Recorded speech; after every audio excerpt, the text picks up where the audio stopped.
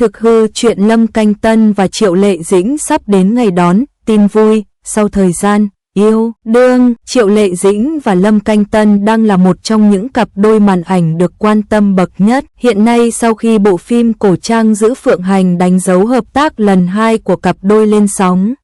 Mặc dù cảnh ân ái trong phim không nhiều nhưng chính sự tương tác tự nhiên, tình bể bình của hai diễn viên từ trong phim ra đến ngoài đời đã giúp Triệu Lệ Dĩnh Lâm Canh Tân thu về một lượng fan couple khổng lồ. Rất nhiều còn bày tỏ hy vọng sớm được nghe tin vui hai người thành đôi ở ngoài đời thực. Mới đây, đoàn làm phim Giữ Phượng Hành do Triệu Lệ Dĩnh và Lâm Canh Tân đóng chính đã bất ngờ chiếm vị trí top 1 trên bảng xếp hạng phim truyền hình có lượt xem theo yêu cầu của nền tảng chiếu phim trực tuyến Mango nửa đầu năm 2024. Thành tích này của Giữ Phượng Hành đã cho thấy sự thành công vượt ngoài kỳ vọng của tác phẩm, đánh dấu lần hợp tác thứ 2 giữa Triệu Lệ Dĩnh và Lâm Canh Tân. Giữ Phượng Hành ngay từ lúc khởi động dự án đã nhận được sự quan tâm đặc biệt lớn từ cộng đồng mạng, một phần bởi Triệu Lệ Dĩnh cùng Lâm Canh Tân tái hợp sau thời Sở Kiều truyện, phần khác là vì nguyên tác của phim vốn dĩ đã rất nổi tiếng, sở hữu lượng fan hùng hậu. Tuy nhiên, cũng bởi bộ truyện gốc có sức ảnh hưởng lớn trong làng ngôn tình, nên khi biết Triệu Lệ Dĩnh và Lâm Canh Tân đảm nhận vai nam nữ chính, đã vấp phải khá nhiều phản đối, vì cho rằng hai diễn viên không phù hợp với thiết lập nhân vật. Cho tới khi Giữ Phượng Hành chính thức lên kệ, phản ứng của khán giả mới dần dần thay đổi theo hướng tích cực hơn.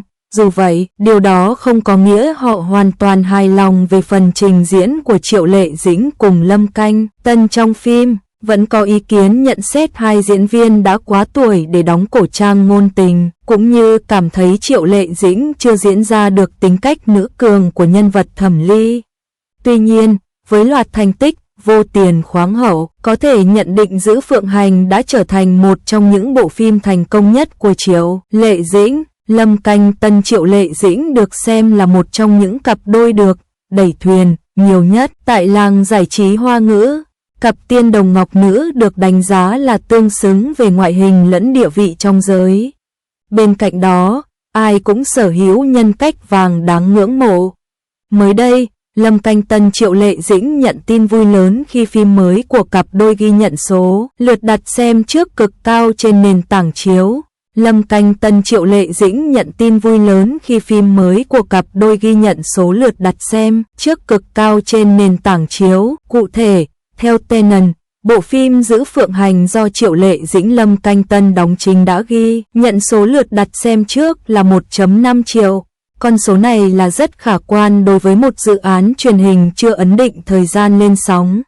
Phim đóng máy sau hơn 4 tháng ghi hình và được kỳ vọng là dự án trọng điểm trong thời gian tới của nền tảng. Bộ phim Giữ Phượng Hành do Triệu Lệ Dĩnh Lâm Canh Tân đóng chính đã ghi nhận số lượt đặt xem trước là 1,5 triệu. Đối với Lâm Canh Tân và Triệu Lệ Dĩnh, Giữ Phượng Hành chính là tác phẩm đánh dấu màn tái hợp của cặp đôi sau nhiều năm kể từ Sở Kiều truyện. Có thông tin cho rằng chính Triệu Lệ Dĩnh là người giới thiệu vai diễn này cho Lâm Canh Tân. Điều này càng khiến netizen bấn loạn và thi nhau ship lấy ship để cặp đôi.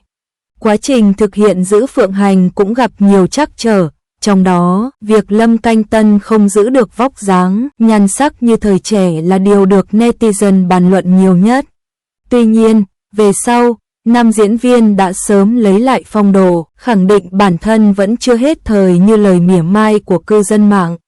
Có thông tin cho rằng chính Triệu Lệ Dĩnh là người giới thiệu vai diễn này cho Lâm Canh Tân. Dự án phim cổ trang Giữ Phượng Hành, chuyển thể từ tiểu thuyết Bổn Vương ở đây của tác giả Cửu Lộ Phi Hương, Triệu Lệ Dĩnh đóng cặp với Lâm Canh Tân.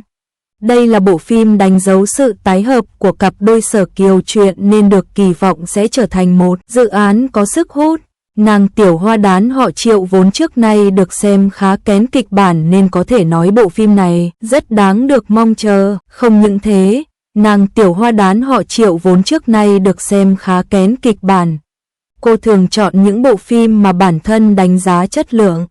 Vậy nên, không khó để ví Giữ Phượng Hành là bom tấn cổ trang được mong chờ.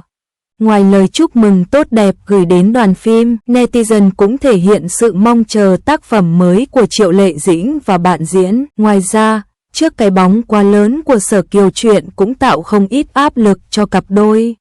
Bởi nếu không vượt qua thành tích cũ, cả hai sẽ khiến khán giả thất vọng.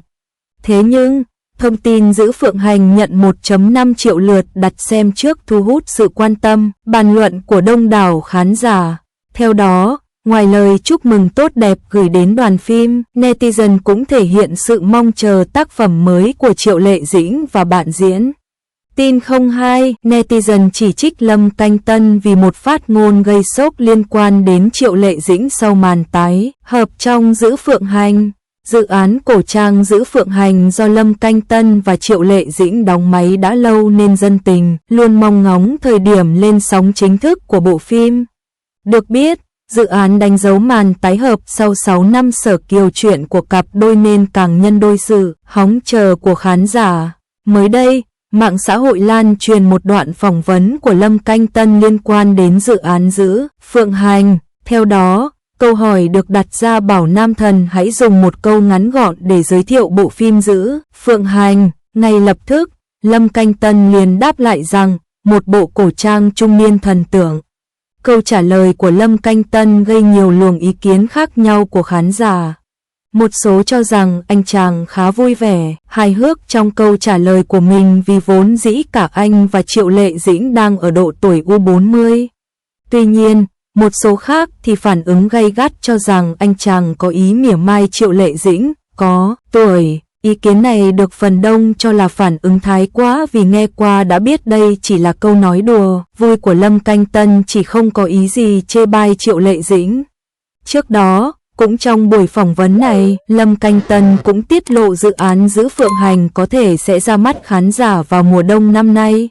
Dù chưa có sự xác nhận chính thức nhưng đều khiến dân tình đứng ngồi không yên, bật chế độ mong ngóng. Được biết, Giữ Phượng Hành được chuyển thể từ tiểu thuyết Bổn Vương ở đây của tác giả Cửu Lộ Phi Hương. Nội dung phim kể về nữ tướng quân ma giới Thẩm Ly, Triệu Lệ Dĩnh, vì muốn đào hôn nên đã trốn xuống trần gian.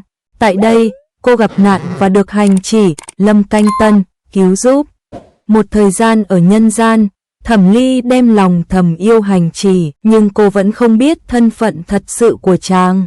Chỉ đến khi quay trở về ma giới, Thẩm Ly mới phát hiện hành chỉ cũng chính là người ban cho cô mối hôn sự mà cô vốn đã từ chối.